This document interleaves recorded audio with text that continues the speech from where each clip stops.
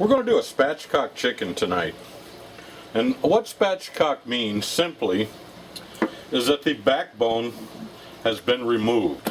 You don't have to overthink it, but what they do is they cut the backbone out and then just flatten the chicken out. It's really too easy. Some people like to use kitchen shears. Some people like to use a nice knife. I'm fond of the knife myself.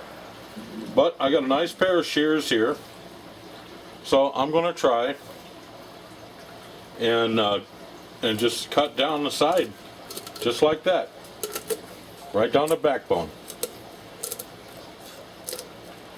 That's all there is to it. Just like that for half of it, and then we'll go down and do the other side right here, just cutting that backbone right out.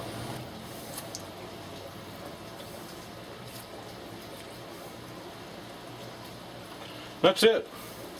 Now, some people like to remove this bone right here. This is called the keel bone. And if you leave that in, it helps the meat retain some of its moisture. And then I think it helps with the cooking some. Some people like to remove it and just to take one more bone out of the process. And then the next step is right here. You've got this little muscle and this little membrane right there, and you just kind of slice right through it. And that's it.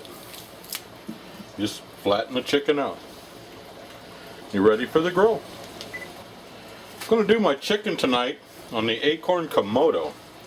I got some nice Chef of the Future floor bean rub seasoning. This stuff is awesome. Gotta try it. I've never had anything like it in the world. And it's a whole different cooking cuisine out of Florida. And it's a new experience for me.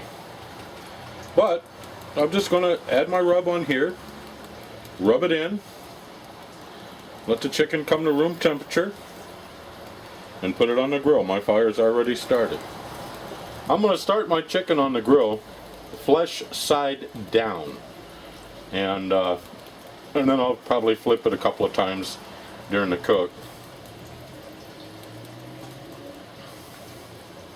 I'm going to get my rub in everywhere. I don't want to miss any of that when it comes time to eating, because it is a very, very unique flavor.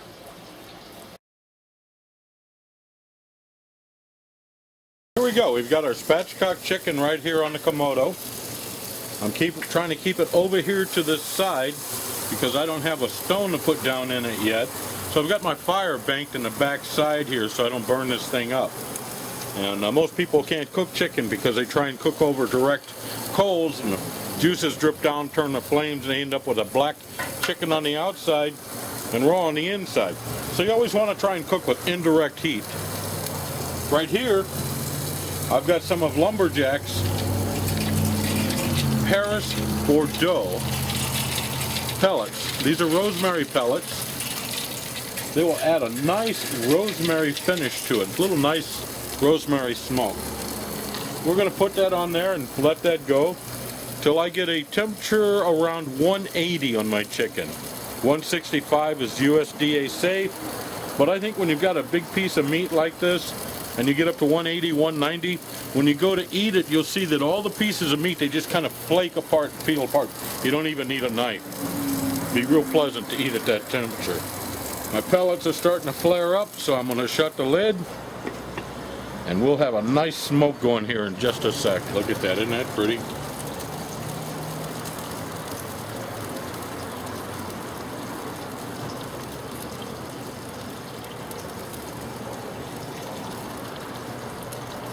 Got 170 here in the thigh.